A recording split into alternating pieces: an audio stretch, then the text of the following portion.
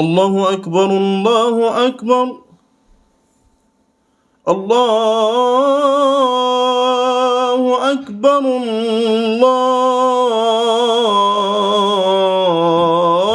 الله أكبر أشهد أن لا إله إلا الله أشهد أن لا إله إلا الله أشهد أن محمدا رسول الله أشهد أن محمدا رسول الله حي على الصلاة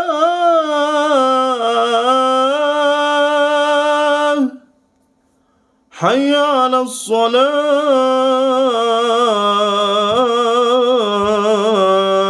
الصلاة حي على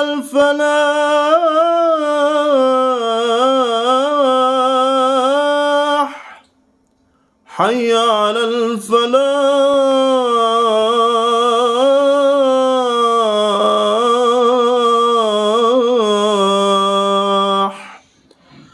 الله أكبر الله أكبر لا إله إلا الله. Barcha maqtalarımız, rahmetlerimiz, şükürlerimiz bizni yoktan bar kılıp bu dünyaya matur kıyafetli itip yaratıp özünün iman nurun bülek itüşü, birden bir gıybedetke layık bulgan zat, özünün rahmeti bilen cennetke kirtüşü, özünün aşığı bilen cehennemge saluşu, büyük Allah subhanahu wa ta'ala'ga irişse idi. Süykli Peygamberimiz Muhammed sallallahu aleyhi ve sellem'e salavatlarımızını, selamlarımızını iriştirip, indi Allah Teala özü bağda etken makamul Muhammed derecelerini berip, uluk faziletlerin Allah Teala tağında uluk aytsa idi.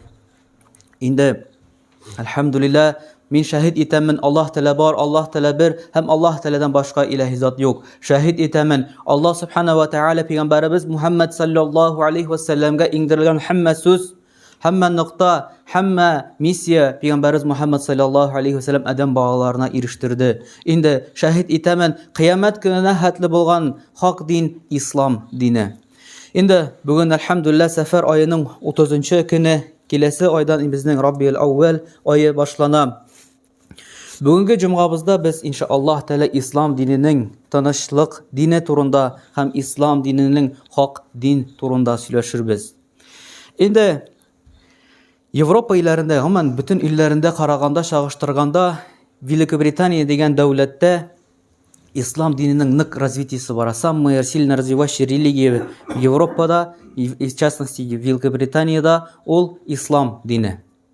Hem şuшы İslam dininin alga кетуші себепле türlü социаль опрослар өткәрәләр. Разные социальные опросы проводят. И шушының бір социальный опросында кірді сөз түрмеде отырушылар турында. Те, которые сидят в тюрьмах, и у них спрашивают, интервью берут. Аларда әйтәләр сұрыйлар, түрмәдә, Британия дәүләтендә, түрмәдә нинди көч бар? Какая сила есть в тюрьмах Британии, Великобритании? Алар әйтәләр, ышансагыз, ышаныгыз, хотите сезгә ышанырга, не хотите, есть только одна сила, сила ислама диләр. Британияның төрмәләрендә бер генә көч бар. Бер генә көч ул ислам көче. Бүтән бер нинди көч юк диләр. Ул әйтә, СМИда төрле шығанакларда, дәүләт ниләрендә күрсәтәләр, что ислам дине ни өчен төрмәдә процветает, потому что настолько мусульмане анда дерзкие, настолько они звери, настолько они сплочились и настолько они кровожадно, жестко действуют, что кешеләр, которые попадают в тюрьму, из-за того, чтобы из-за страха, чтобы куркынычлык булмасын өчен примыкает к ним. У них типа другого выбора yok дип әйтәләр. Бу төрмәдә утыручы егетләр әйтә, утыручы кеше сөйли. Один из авторитетных анда белмим нидер Британиядагы бер төрмәдә утырып чыккан кеше әйтә. Ул әйтә, но ислам диненә бер кеше дә аның өчен килмәде. И ул сөйләп китә. сөйләп китә. Ул әйтә, беренчесе дә када кешеләр дә ниндидер ди, моңа хәтта төрмә хәтта ничек яшәделәр хаоста. До тюрьмы все, которые попали сюда, они жили в хаосе. У них не было ни правил, у них не было берниндидә жизненного пути. Они вообще просто жили хаотично. Хаос булды. Төрмәгә эләккәчтән соң им приходится жить в режиме тюрьмы. Обед по расписанию, утро по расписанию, төрмәдән шуга да чыгасың, шуңгы эш белән утырасың, шулай жуынасың, шулай нитәсең, шулай киенәсең. Все по расписанию, все в тютельку, все написано. Им приходится всю жизнь свою менять. И алар это ломается, ди алар кешеләрдә. Вот те, которые в хаосе төрмә хәтле бөтен утырган, их ты ломает ди. Но кашан күрәләр алар мусульманнарны, которые там сидят. Всему, что там еще предписано төрмә белән, они еще выполняют то, что предписано Аллах белән. Намаз торалар, иртәнге намаз торалар, тәһарәт алалар, жуыналар, чистәрен алалар, бик гүзәл тоталар, матур сөйләшәләр, елмаялар, даже если нету причины елмайра, нету вунда вообще елмайырга, нету никакой причины. Никто не будет не елмайырга улыбаться в это время, но мусульманнар елмаялар. И вот то, что кайсан кешеләргә, это их сильно впечатляет. Что мусульманнар шулай, что Аллах Субхану ва Тааля ислам дине аларга бирә шушындый көч. Шушы ислам дине булган төрмәдә утыручыларга шундый көч, что алар выполняют еще шушының хәтле өстәмә эшләр, да? Намаз, ураза, чистаруну, пөхтәленек. Это еще дополнение к тому, что төрмәнекендә. И это сильное впечатление, аларга килә, что мусульманнар ислам дин настолько преданные, настолько они беспристрастные үзләренең диннәренә. Это первая причина. Вторая причина ул әйтә, то, что братство, кардәшлелек урнаша. Независимо, кызыл син, кара син, ак син, черный, белый, русский, не русский, татарин, американец, еще кемдер. Независимо сининде иерархиядан, шестерка син анда безнең белмим бездәге ниндиләр утыралар, ниндиләр белән. Теге униженный, не униженный, авторитет, не авторитет, бөтенесенә абсолютно одинаковый взгляд. Все братья, все друг другу помогут, все друг другу поддержат. Независимо кем син, независимо нинди иерархияда син. Вообще. И агар если 6 человек нападут на одного мусульманина, все мусульмане спрятатся и пойдут за него, защитят. Бөтенесе беләме, белмиме, не знает он его, он за него станет. Потому что брат, кардаш. И наоборот, если 6 не мусульман одному, если 6 мусульман одному человеку, никто его не защитит. Кем бы он ни был, авторитет, богатый, мажор, кто бы ни был, мусульманlardan к нему никто не подойдет. И вот то, что кешеләргә дает надежду, что кардәшлелек, братство, поддержка, это бик кешеләрне анда җылыта. Ему и так сложно, а это ему облегчает. Вот такие поддержка бер-береңне туплау, единство, кардәшлелек. И өченчесе әйтә, то, что ислам это когда кеше төрмәгә эләгә, представьте, кеше төрмәгә эләгә, он начинает размышлять о том, что он содеял, и том, что будет делать. Нәрсә эшләде ул төрмәгә эләгеп, нәрсә өчен эләкте ул бу тормышта уйлап, һәм нәрсә эшләячәк ул. И бернинди дә жизненная концепция, бернинди дә религия, бернинди дә дин, бернәрсә дә бирми, как ислам дине, что ислам дине бирә яңа тормыш исламга килгәннән соң.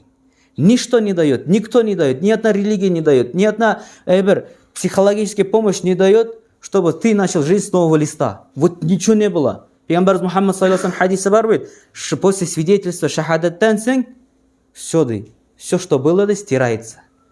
Син шахадат калимасын әйттеңме, нинди гунахлар кылдың, ниләр кылдың, все забыто, все стерто. Ислам все стирает. Ни одна религия этого не дает. Ни одна религия про прощение шул хәтле сөйләми. Беркем дә сөйләми шул хәтле, что синең гунахларың аркасында Аллах Тәала сине кешерергә мөмкин. Ни одна религия так не очищает, не поддерживает. Вот үч әйбер которые Британиядагы төрмәләрдә ислам динен Аллах сөйләде. И бик каты сильно развивается. Бик каты көч. Бу хөрмәтле җәмәгать, бу шушы төрмә бит инде, бу да дөнья бит инде төрмә. Без дә бит инде определенно караганда шушы дөньяга төрмәгә килдек, сыналарга килдек. Булды шундый улуг галим. Менә шушы улуг галимнең китабында ул үзенең биографиясын яза. Ул әйтә: "Миңа 19 яшь булганда, когда мне было 19 лет, все, что кешеләр нинди бозыклык кылдылар, нинди генә нашарлык эшләделәр, все люди, которые плохое, мерзость сделали, я в себе это собрал", ди. Бөтен нашарлыкны в 19 лет собрал, ди. И берсендә ди эшеп ди, ягъни без шуны хәтле нашар хәлдә барганда, урамда барганда, я увидел ди маленькую девочку, ди.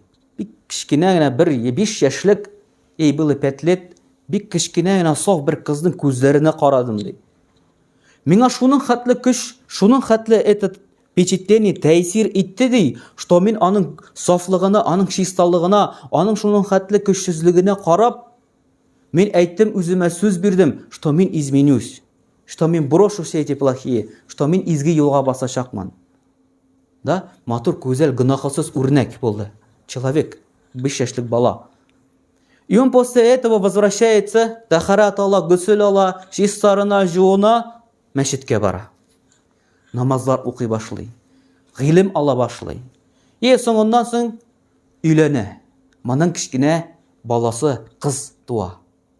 Һәм нәрсә генә эшләмәсен, нәрсә әйтмәсен, бу кызга ул йөрәге белән бәйләнде, привязался. Очень любит эту девочку. Исем бирде Фатима.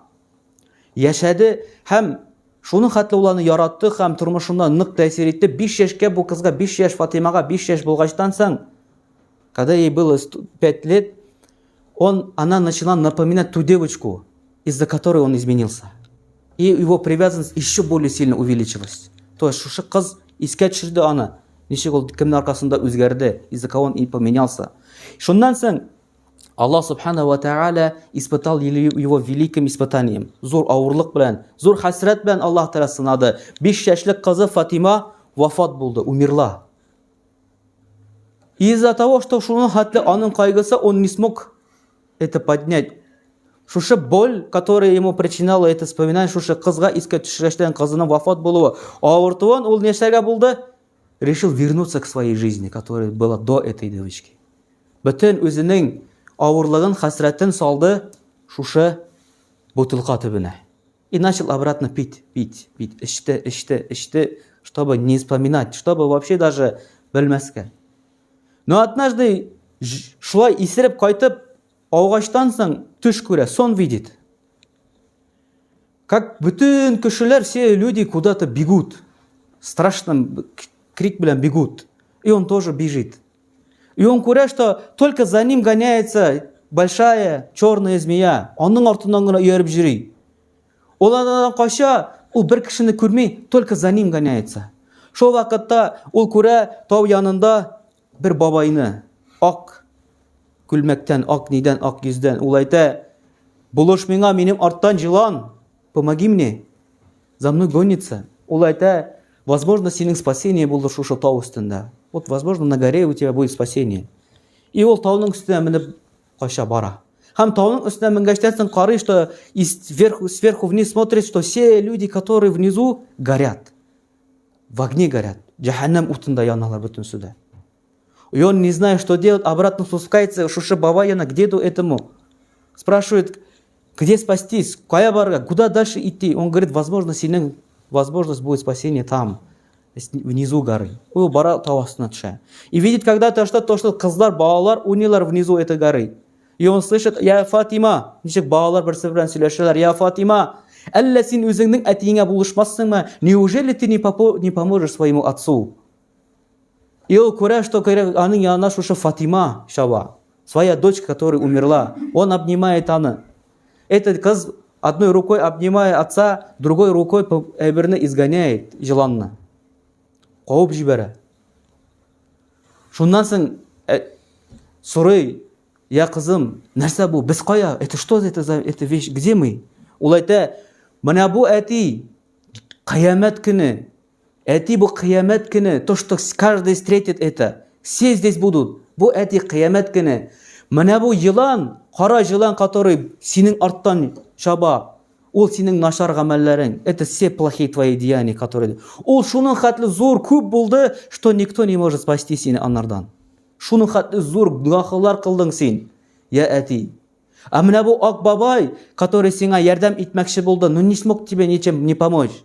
Белый бабай, это синең благие дела. Они настолько алар настолько кичкенә, алар настолько вак, что ул бер нәрсә белән дә сиңа ярдәм итә алмый. Который утны күрдең кешеләрне, это джаханнам, который ждут. Шушы гунахлы әти синең шикелле кешеләрне. Я әти, әллә җитмәдеме вакыт сиңа тормышыңны үзгәртергә? Һәм ул Куръан укый башлады. Аузу биллаһи минәш шайтанир раҗим. Алам я'аниллазина аману ан тахша ала кулубихим ли зикриллах. Әллә вакыт җитмәдеме мусульманнарга? Әллә вакыт килеп җитмәдеме мөэминнәргә, Аллаһ Тәгаләгә ышанганнарга? Йөрәкләрне уятырга, йөрәкләрне йомшартырга Аллаһ Тәгаләне зикр иткәндә. Разве не пришло время?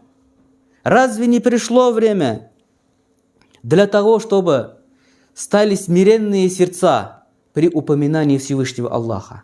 Разве не пришло? Разве без в дөньялыкта жюри, вот менә булай эшлибез, барабыз, кайтабыз, онытмыйбызмы? Разве наши сердца не черствеют?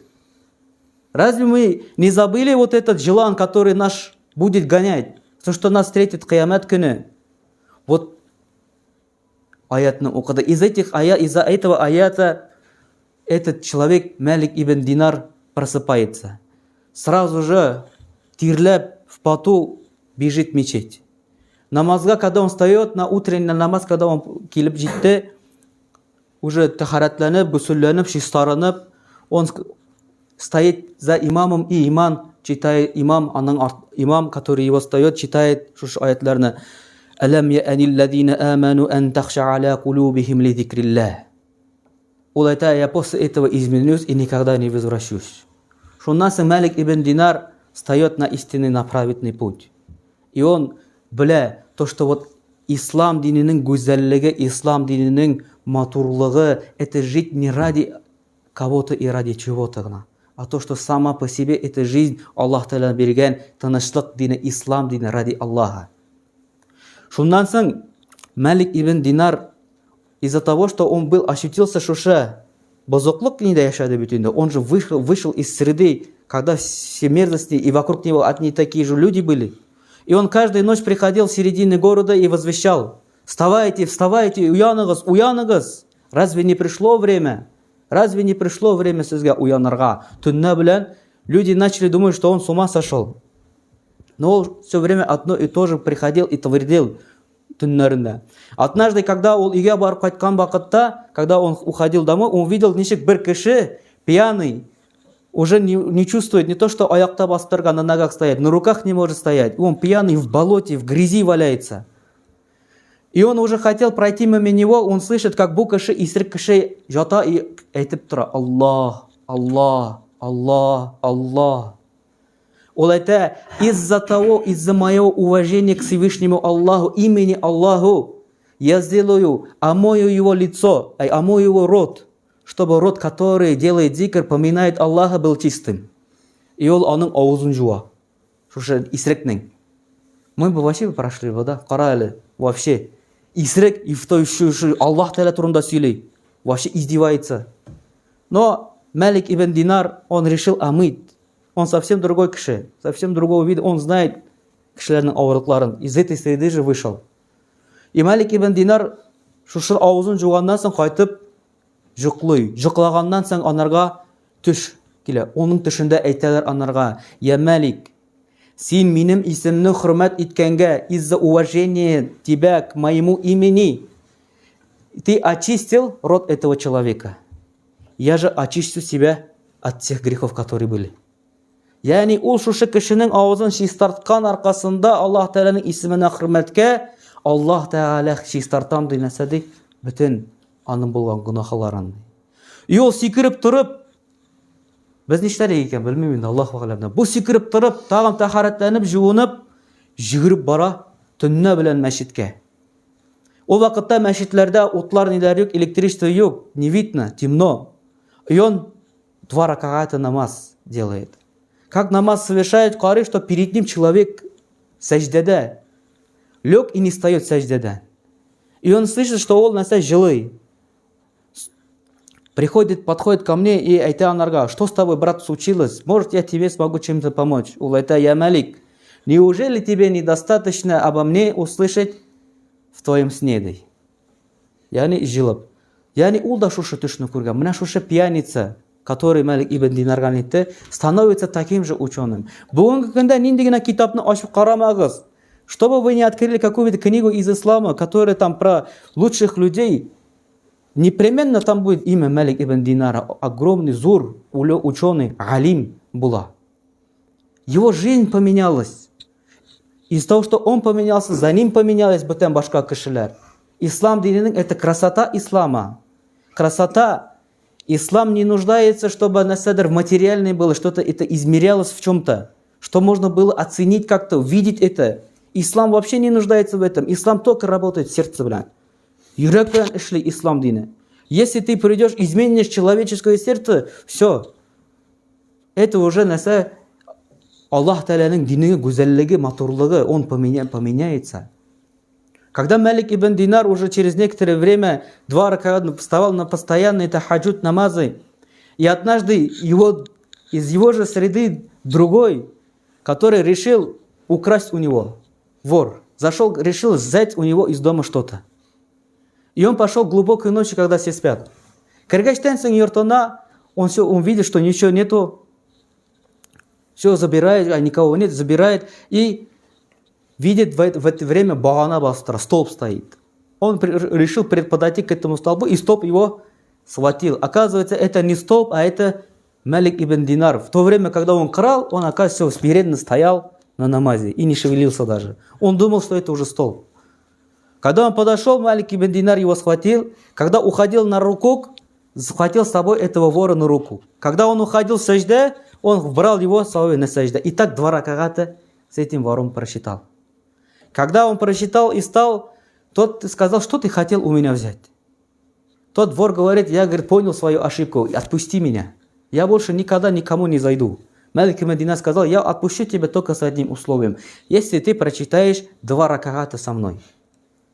Тогда ты говоришь, я прочитаю, тахарат берет, гусуль берет, заново и встает за ним. И они 2 раката вместе читают. После этого Малик ибн Динар говорит, теперь ты свободный. Тот говорит, я Малик, разреши мне еще с тобой 2 раката прочитать. Он говорит, давай читаем. 2 раката читают. Уже когда Малик ему говорит, ты уже свободен, уже слышится, что из мечети азан, утреннее время, и тенге намаз келіп жетті. В то время и Малик, шуша вор говорит, разреши мне с тобой пойти на утренний намаз, сопроводить тебя. Вместе хочу с тобой. Малик ибн Динар берет с тобой, анын бен иртенге намазға бара. Потом, когда уже с утреннего намаза они выходят из мечети, он говорит, шуша кіші айта, вор говорит ему, я Малик, я знаю, что в исламе право гостя на 3 дня. Так я твой гость, прими же меня на 3 дня.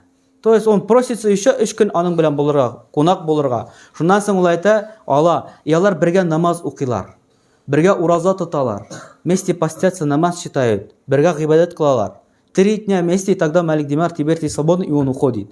Когда он китә, он возвращается в свою среду. Кая аны көттеләр, кая такие же воры, как и он. Ему говорят, ты 3 дня где был? 3 дня ты, наверное, большое где-то этот богатство у кого-то нашел. Скажи нам, почему не делишься? Он говорит, что я настолько огромное богатство нашел. Настолько я могу шундай бик кыйбатлы эбер таптым. Но Малик ибн Динар украл у меня больше, чем я у него, дейді. Малик ибн Динар украл у меня то, что у него. Аллах айтты, скажи, кто он? Скажи, где он? Сейчас мы пойдем и Аллах, то, что, о чем я говорю, не видно глазам.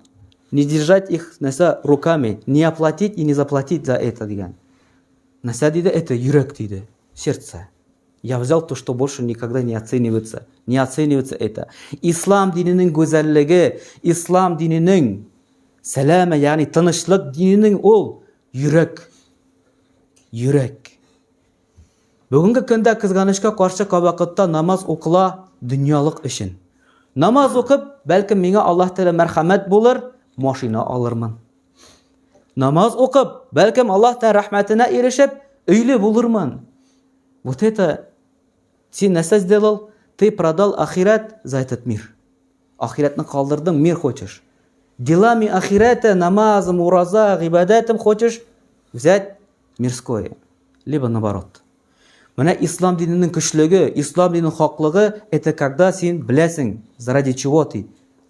Ислам динінің гүзәллеген, сәламлеген йөрәгеңә урнаштыра һәм йөрәгең синең тыныч. Бүген шундай хәл булды, бер кардәш кирде.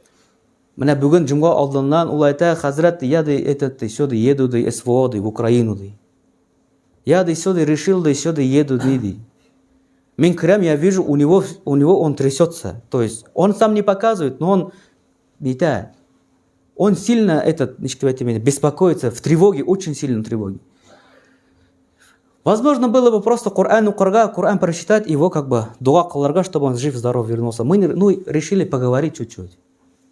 И когда сөйләштек, оказывается, у него есть некоторые желания, проблемы, он тревожится, у него тревога есть. Правильная тревога за людей, за этот. И сөйләп башлагандан соң, когда мы чуть-чуть поговорили ислам дины турында, что такое тревога, почему она в сердце, как он из нее избавиться, почему Аллах отправляет эту тревогу, как эту тревогу выходить из этой состояния. Рассказали чуть-чуть Аллаха турында, рассказали чуть-чуть про пророка, ислам дины турында, вообще отношение всего к этому. 5-10 минут улайта хазрат, мен тынычландым. Я спокойно стал.